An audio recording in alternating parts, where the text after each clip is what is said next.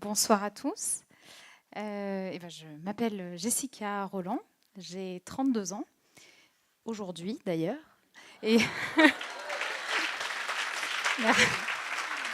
merci, je passe ma soirée d'anniversaire avec vous, je suis vraiment très très contente, c'est un beau cadeau. J'ai laissé mon téléphone à Isabelle, et c'est un geste qui n'était pas anodin pour moi il y a quelques années. Alors, je vais vous parler en fait de digital detox. C'est le mot qu'on utilise aujourd'hui. C'est pas vraiment ce que j'ai vécu. Moi, j'ai pas vécu une détox du tout. Pour vous resituer, il faut que je vous parle en quelques secondes de l'enfant que j'étais, parce qu'il me semble qu'il vaut mieux commencer par là. J'étais un enfant très introverti, qui lisait beaucoup, qui voulait devenir écrivain, qui avait un petit peu du mal à s'intégrer. Enfin voilà, j'avais un petit peu du mal à être dans des groupes, dans des endroits où il y avait beaucoup de bruit, où il y avait beaucoup de monde. Et très honnêtement, quand le web est arrivé à la maison, sur l'ordinateur familial, dans les années 2000, début des années 2000, ça n'a vraiment pas arrangé les choses. J'ai pu assouvir ma boulimie d'informations, de livres, de connaissances. J'ai pu rencontrer du monde sans me montrer. J'ai pu me renseigner, me former, sans avoir à sortir de chez moi, en restant sur mon ordinateur. Et j'ai pris même la décision à 17 ans de ne pas retourner à l'école. Je me suis dit, après tout, j'ai à peu près tout ce qu'il me faut là sur Internet. C'est très confortable. Ça l'était, en tout cas pour moi, ça me paraissait très très confortable. Ça m'a apporté beaucoup d'opportunités. Je me suis formée à mon métier. Aujourd'hui, je suis social media manager. Je ne sais pas si ça vous parle, mais en gros, je travaille sur les réseaux sociaux pour mes clients. Donc, je suis chef d'entreprise et avec mon équipe, on travaille à parler à la place de nos clients sur les réseaux sociaux. Donc, vraiment, c'est le fait d'aimer à ce point et de me noyer dans le web, ça m'a apporté une compétence. Ça m'a donc apporté un job, ça m'a apporté des amis, des amours. Vous connaissez la suite. La suite, c'est qu'il commençait à y avoir des indices que je ne voyais pas et que j'aurais peut-être dû voir au moment où j'ai dit à mes parents que j'allais arrêter l'école, par exemple. C'est que j'ai commencé à plus avoir très envie de dormir. J'étais complètement déréglée. Enfin, ça m'intéressait plus. Il y avait tellement de choses qui se passaient sur Internet. Pourquoi est-ce que je serais allée dormir ? J'avais plus très envie de sortir. Ça m'intéressait plus. Les gens que j'aimais bien ou qui m'intéressaient, ils vivaient parfois en Australie, aux États-Unis, et on se parlait comme ça. On était complètement déréglés, nous aussi. On se parlait. Décalage horaire, on savait plus trop. Puis on n'était plus timé par une vie sociale, puisque de toute façon, je n'allais plus en cours. Et puis, ça a continué comme ça. Je suis rentrée dans la vie professionnelle en étant complètement déréglée, complètement sur un autre monde, sur une autre planète. Et tout allait bien, pour moi, en tout cas. J'avais un petit peu mal au dos quand même, un petit peu mal au cervical. Le smartphone est arrivé, j'étais comme ça toute la journée. Donc ça fait un peu mal. J'avais des migraines. J'avais toujours cette impression de ne pas être reposée. Mes insomnies continuaient. Et puis ma fille est arrivée. Et tant qu'elle était bébé, ça allait, hein, ma foi. Elle faisait des siestes et puis je retournais sur Internet. Et puis quand elle a eu 5-6 ans, un jour, elle m'a pris mon téléphone des mains et elle m'a dit: «Est-ce que tu peux me regarder quand je te parle ?»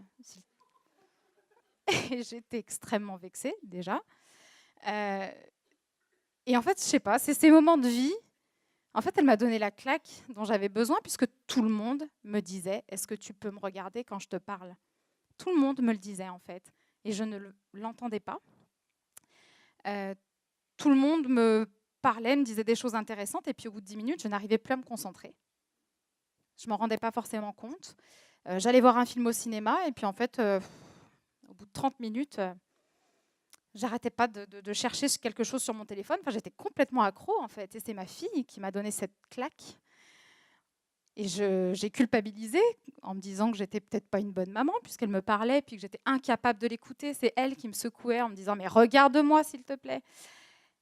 Et ça a été le petit moment, il faut passer par un moment de mal-être, je pense, pour un jour avoir envie que ça change. Donc ça a été mon moment. Je pense que là, je me suis pris une bonne claque et je me suis dit, qu'est-ce que je peux faire de ça maintenant? Et comme chaque moment dans ma vie où ça ne va pas, j'ai besoin d'écrire, j'ai besoin de l'écrire. Et j'ai commencé à écrire ce qui n'allait pas. J'ai commencé à me rendre compte de tous les symptômes que je subissais, de tout ce que ça m'avait empêché de faire. Et je me suis demandé s'il y avait d'autres personnes comme moi. Alors, comme j'étais quand même encore accro au web, j'ai écrit, j'ai mis en place un petit sondage sur les réseaux sociaux et j'ai demandé aux gens, j'ai dit, est-ce que ça vous arrive, vous aussi, de vous sentir comme ça? Est-ce que parfois vous n'arrivez pas à vous concentrer quand quelqu'un vous parle? Est-ce que vous avez des problèmes d'insomnie? Est-ce que quand vous allez sur Facebook et que vous levez la tête, il s'est passé 1 heure et vous ne savez même pas ce que vous avez fait? Est-ce que vous vous êtes retrouvé un soir sur YouTube et puis, vous vous êtes retrouvé sur des vidéos de chats alors que vous aviez commencé par une vidéo professionnelle? Voilà. En quoi est-ce que ça vous embête? Mais racontez-moi. Et je me suis dit, bon, si j'ai 2-3 personnes qui me répondent, c'est cool, je ne serai plus toute seule. Et j'ai 250 personnes qui ont répondu. Des personnes de tous horizons, des personnes de tout âge, des personnes qui avaient une famille, d'autres pas, d'autres qui étaient très engagées dans une vie professionnelle et d'autres pas. Il y avait des mamans, des retraités, il y avait de tout. Et c'était passionnant de rencontrer ces gens-là. J'avais l'impression d'avoir trouvé ma tribu. Enfin, ma tribu, on n'était pas très en bonne santé, mais on était contents de se trouver. Donc, et puis alors, c'est marrant parce que cette claque, elle m'a amenée à rencontrer des gens. Et puis finalement, à force d'écrire, je me suis dit, mais qu'est-ce que je vais faire maintenant, tout ça? Et je me suis dit, mais je vais quand même aller demander, je vais aller voir un psy. Voilà, il est temps. Je vais aller en parler et puis je vais lui demander si c'est possible d'être accro au web, parce que c'est une vraie addiction. Et le psy m'a dit, mais oui, évidemment que c'est une addiction, bien sûr. Donc j'ai reconnu que j'avais un problème, vraiment, très clairement, et j'ai reconnu que c'était un problème qui touchait plein d'autres personnes. Et j'ai envoyé ça à un éditeur, et il a accepté de publier ce que j'avais écrit. Et ça a été fantastique parce qu'au moment où je commençais à écrire ce bouquin, avec l'appui de cet éditeur, je me suis dit, je vais rencontrer quelques-unes de ces personnes. Et il y a eu des témoignages fantastiques pour le coup, mais fantastiques dans le bon sens et dans le mauvais sens du terme aussi. C'est que certaines personnes se sont confiées en me disant qu'il y avait un vrai mal-être pour eux à être accros aux réseaux sociaux, notamment. Alors, je parle du web, mais des réseaux sociaux en règle générale. Tu as très bien expliqué tout à l'heure le fait qu'on soit dans une espèce de surabondance d'informations. Cette impression d'aller trop vite, pour certaines personnes que je connaissais ou des personnes que j'ai rencontrées dans les témoignages, ça allait être quand je me connecte sur Facebook et que j'envoie des photos de mes voyages. Ça fait 1 an que je suis expatriée. Voilà, j'avais des gens qui me racontaient ça. 1 an que je suis expatriée, j'envoie des photos de mes voyages et à chaque fois, je reçois 100, 200, 300 likes sur mes photos. Ça me fait un bien fou. C'est comme une drogue. Je reçois quelque chose de très fort. Les gens me disent « Mais c'est génial, ta vie est fantastique. J'aimerais tellement quitter mon travail et faire la même chose que toi. » Et le soir, je retourne me coucher dans ma chambre d'hôtel et je suis malheureux. Et quand je me suis déconnectée, je suis malheureux. J'ai mis en scène ma vie et elle ne me correspond pas. Et donc, je recevais ce genre de témoignages. Je recevais aussi des témoignages de femmes qui avaient mis au monde 3 magnifiques enfants et qui, toute la journée, postaient des photos dignes de magazines familiaux sur les réseaux sociaux et qui, en fait, étaient très, très proches du burn-out parental. Et elles aussi, ces personnes s'étaient parfois enfermées dans une mise en scène sociale qui leur mettait beaucoup, beaucoup de pression. Ça m'a permis, moi aussi, de m'expliquer pourquoi, parfois, quand je sortais des réseaux sociaux, j'étais aussi malheureuse, triste, en colère, envieuse, l'impression de ne pas avancer assez vite, mais parce que c'est tellement facile de regarder la vie des gens par ce prisme-là et de recevoir en permanence de l'information sur les réseaux sociaux en ayant l'impression que c'est une réalité fixe. Les gens que j'ai rencontrés, je n'ai pas rencontré les 250 personnes, mais certaines ont été très honnêtes et m'ont dit non, ce qu'on poste n'est pas la réalité. Et nous aussi, on est triste parfois, parce que il y a des histoires de vie qui font que... j'ai rencontré par exemple une dame qui s'est séparée de son mari et qui me disait « c'est terrible. En fait, on est tous connectés les uns aux autres sur Internet et je ne peux même pas faire ma rupture parce que en fait, nous n'avons pas rompu numériquement. Il existe dans ma vie Et je me connecte chaque matin, nos amis sont connectés les uns avec les autres, et je vois ce que cet homme est en train de devenir, et je vois mes amis à son anniversaire, et sur Instagram, il est mentionné, et je n'en peux plus. Évidemment, tout ce chemin-là, tous ces gens rencontrés, toute cette thérapie finalement que j'ai fait m'a apporté à plein de solutions. En tout cas, il n'y a pas de recette miracle, mais ça m'a apporté des pistes pour essayer de me déconnecter intelligemment. Je n'ai pas fait de vrai digital detox, c'est-à-dire que j'ai essayé d'enlever Facebook, d'enlever Twitter de ma vie, de m'arrêter de me servir d'un smartphone. Mais c'est folie, j'aime mon travail et j'aime aussi toute cette propagation positive qu'on peut avoir sur les réseaux sociaux. Et est-ce que je suis bonne au niveau du temps? Ah oui, c'est incroyable. J'aime ce que provoquent les réseaux sociaux. Il y a une notion de partage et de connexion qui m'a permis, moi, en tout cas, de me trouver un métier qui me correspond.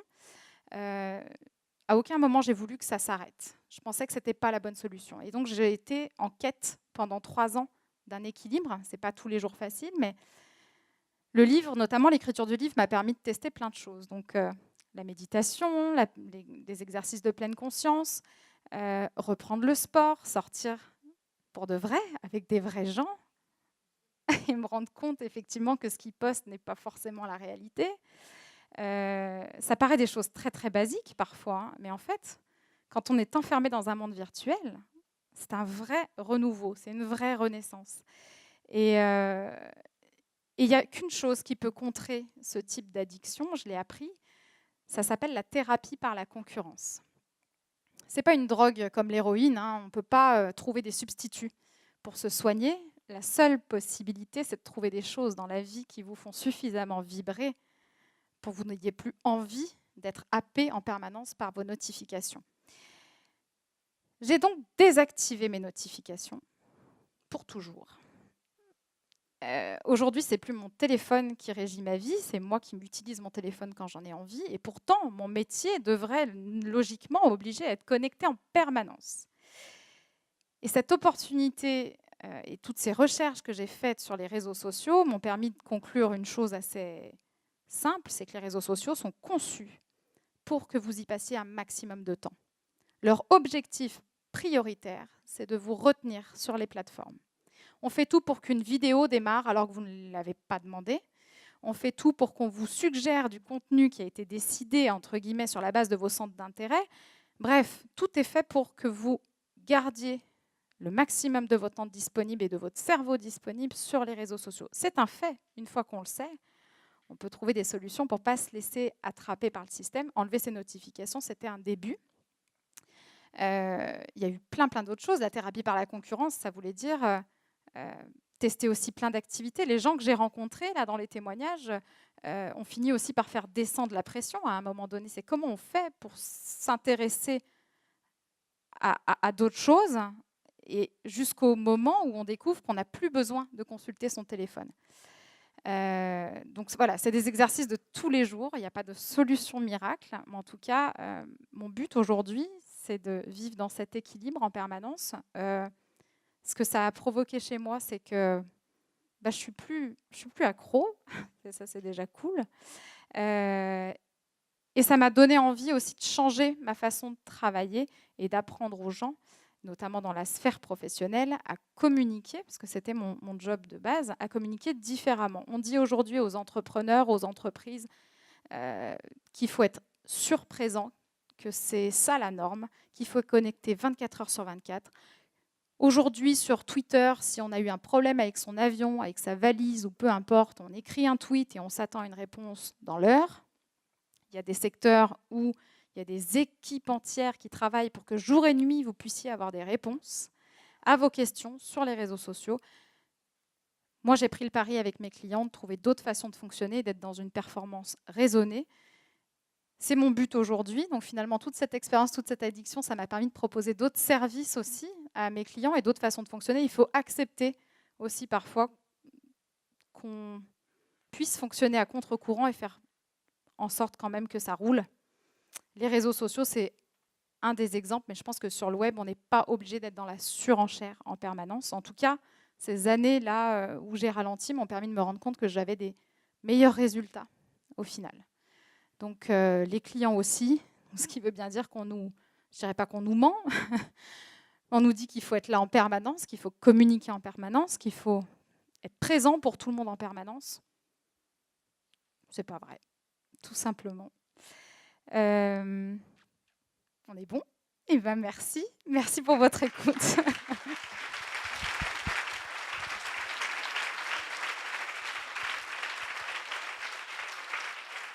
Merci Jessica. Est-ce que j'imagine qu'il y a de nombreuses questions? On en prend 2 ou 3.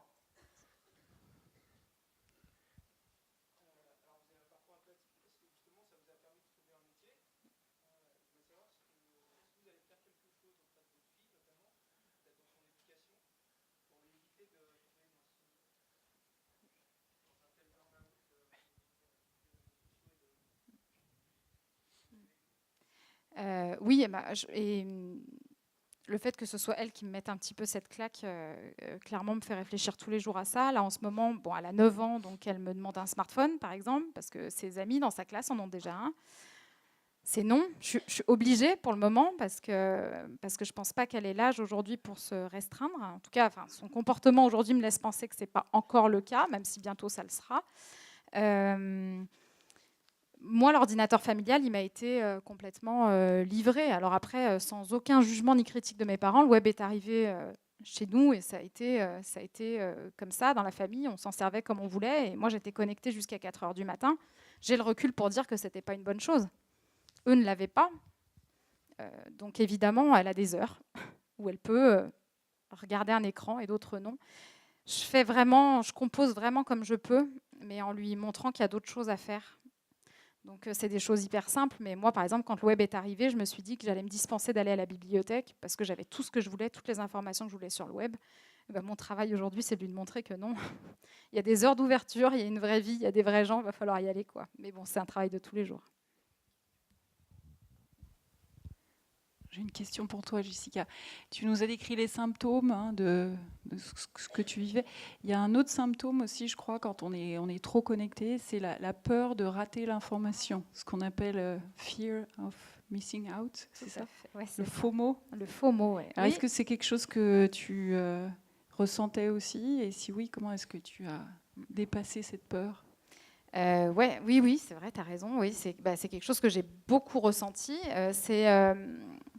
Le symptôme que j'avais, moi, c'est que j'avais l'impression que mon téléphone vibrait en permanence. J'étais sur notification de tous les sites d'actualité, et voilà, tous les réseaux sociaux, toutes les notifications. J'avais l'impression que mon téléphone vibrait dans ma poche. Chaque fois que je le sortais, il ne se passait rien.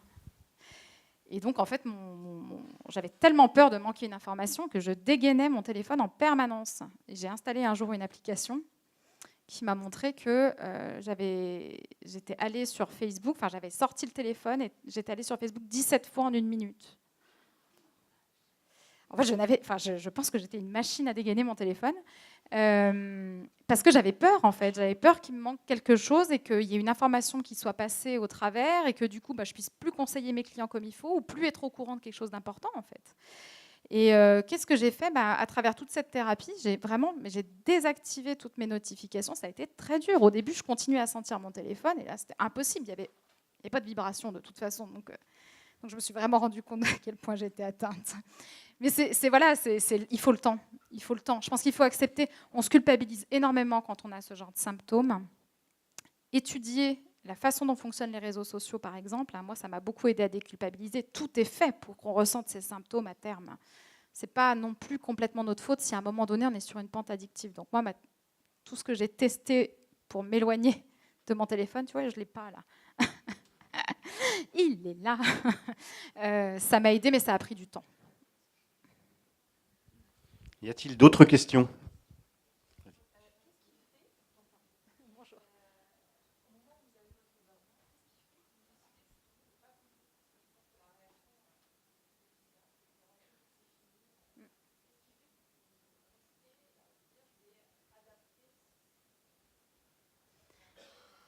Mon métier déjà.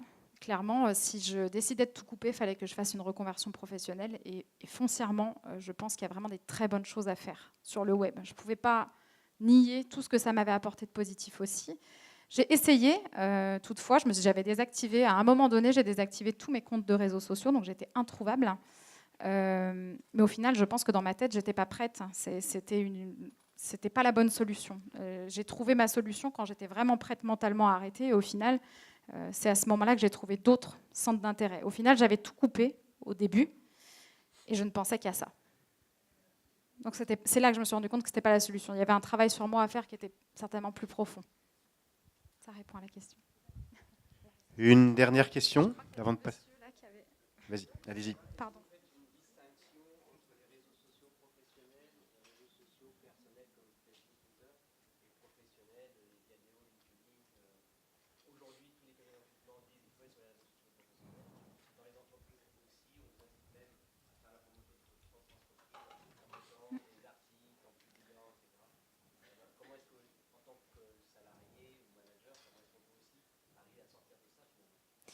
Alors, on a toujours le choix déjà. Ça, c'est une vraie réalité. C'est-à-dire que je pourrais très bien être pro réseaux sociaux. Évidemment, sur l'employabilité, je ne vais pas vous mentir. J'ai travaillé aussi dans des cabinets de recrutement. Oui, les gens vont aller sur Google et regarder ce que vous avez fait. Bien entendu que ça peut être positif. Néanmoins, si on n'est pas prêt, si on n'aime pas, c'est un petit peu comme moi quand j'ai voulu tout couper. À un moment donné, il ne faut pas y aller, il ne faut pas se forcer. Ça va être pas très bien fait, avec beaucoup de réticence, et vous allez vivre ça comme une agression. Parce que oui, un fil d'actualité, ça peut être très agressif si on n'est pas prêt à le vivre. Donc non, moi je pense qu'on a vraiment le choix, et c'est un peu ce que j'essaye de faire avec les gens que je rencontre qui se trouvent dans un problème d'harmonie, comme ça, où ils se sentent forcés, c'est de leur dire que non, il y a d'autres alternatives. Et il y en a vraiment encore d'autres, pour le coup. Ça, j'en suis convaincue. Et quant aux pros et aux persos, là aussi, c'est du choix. C'est pas vrai. Si on vous dit qu'il faut être absolument quelque part, c'est faux. Merci Jessica. J'imagine qu'il y a encore d'autres questions.